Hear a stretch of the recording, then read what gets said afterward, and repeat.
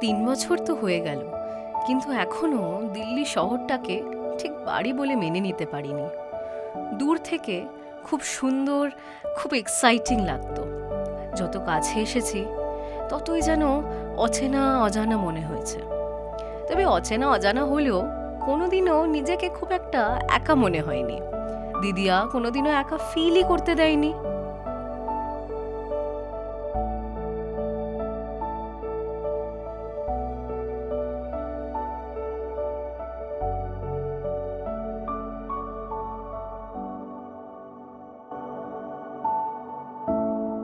Hello, দিদিয়া, তুমি বাড়িতে আছো? আমি আজকের একটু আগেই চলে এসেছি কলেজ থেকে। হ্যাঁ, ওই লাস্ট ক্লাসটা ছিল না, তাই চলে এলাম আর কি।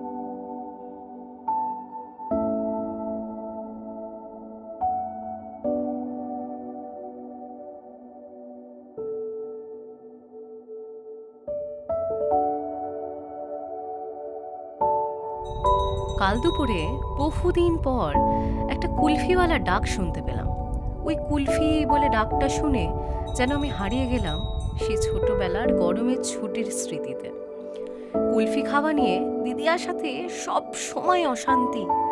আগে নিজেরটা তাড়াতাড়ি খেয়ে নেবে, তারপর আমাকে খালি বলবে, কিরে আমি বড় না, তুই আমায় না দিয়ে খেতে পারবি? তবে যতই আমায় শাসন করুক, যতই কাজ করা, আমায় প্রচণ্ড ভালোবাসে। না মানে আমিও বাসি। তবে সব সময় এই আশ্বাসটা ছিল যে পাশে আর কেউ না থাকলে দিদিয়া সব সময় আছে।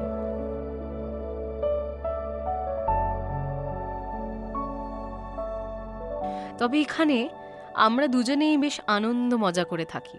একে অপরের সাথে হাসাহাসি ঝগড়াঝাটি করেই সময় কেটে যায়। আমাদের প্রচণ্ড বিজি স্কেডিউলেও আমরা ঠিক খুঁজে নিই আড্ডা মারার সময়। বিকেলের চাটা নিয়ে ছাদে পাঁচিলে বসে জমি আড্ডা মারি দুজনে। সমস্ত সুখ দুঃখের কথা, পরনিন্দা পরচর্চা, গোটা সপ্তাহ সমস্ত কথা জমিয়ে রাখি ওকে বলবো বলে।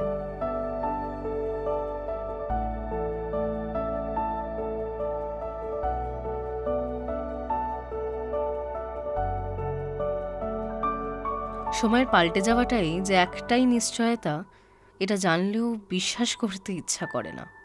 আমাদের জীবনটাও হঠাৎ কেমন পাল্টে গেল। সেদিন সেদিন দিদিয়ার যে কি হলো আমি কিছুতেই বুঝতে পারলাম না।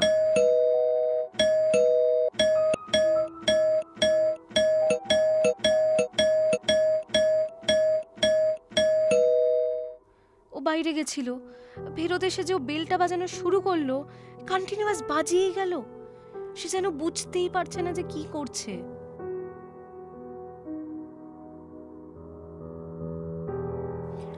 ওকে দেখে মনে হতে শুরু হলো যে ও সামনে আছে ঠিকই, কিন্তু ঠিক সাথে নেই। একটা যেন ভয়, একটা বিপদ ওকে যেন তাড়া করে চলেছে।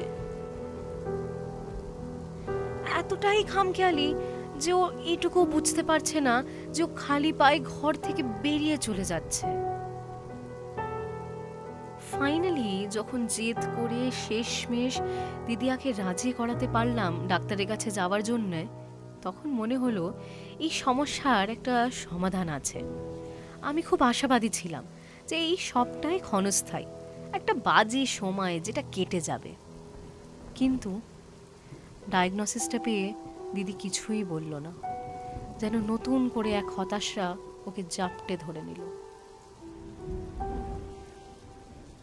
নেটফ্লিক্সে নতুন কোনো ভালো ইন্টারেস্টিং ফিল্ম বেরোলে ইউজুয়ালি আমরা সব কাজ টাজ ছেড়ে রাত্রে বসে আড্ডা মারতে মারতে একসাথে ওটা দেখি। সেদিন ওই বলল যে চ আজকের একটা সিনেমা দেখি।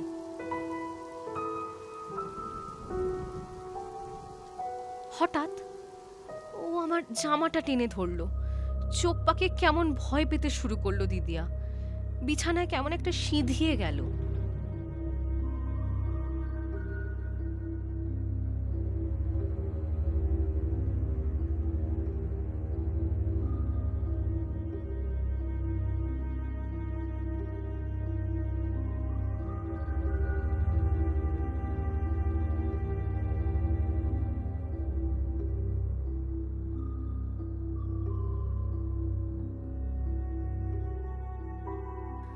আমাদের বাড়িতে এখন আর কেউ খুব একটা হাসে না। আমরা দুজনে একসাথে থেকেও বড্ড একা হয়ে পড়েছি।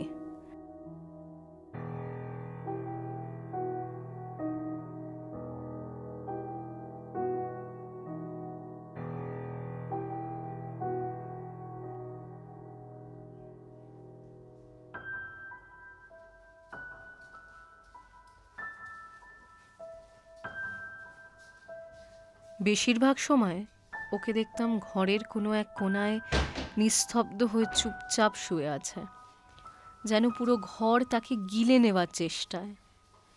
দিদিয়া যেন বাড়ির আসবাবপত্রর সাথে মিশে যাচ্ছে, নির্বিকার, নিরুত্তর, উৎসাহহীন।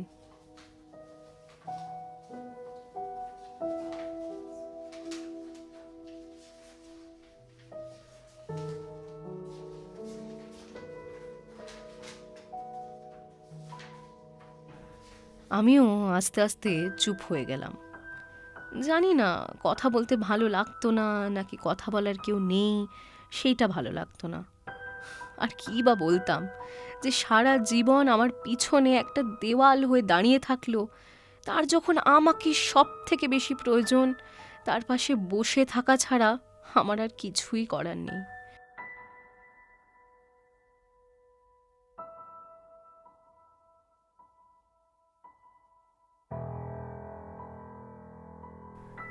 সেদিন বড্ড হেল্পলেস ফিল করছিলাম। ঘরে ঢুকে দেখি বাইরে জামা কাপড় পরেই দিদিয়া বিছানায় শুয়ে আছে। আমি জোর গলায় জিজ্ঞাসা করলাম, কিরে, ছাদে যাবি চা খেতে? কোনো উত্তর দিল না। আমি আবার জিজ্ঞাসা করলাম, কিন্তু আবারও কোনো উত্তর দিল না। কিছুক্ষণ পর আমায় নিজেই ডাকলো, ওর পাশে শুতে বলল, আর সেই দেওয়ালের দিকে চেয়ে বলল, তুই মন খারাপ করিস না রে।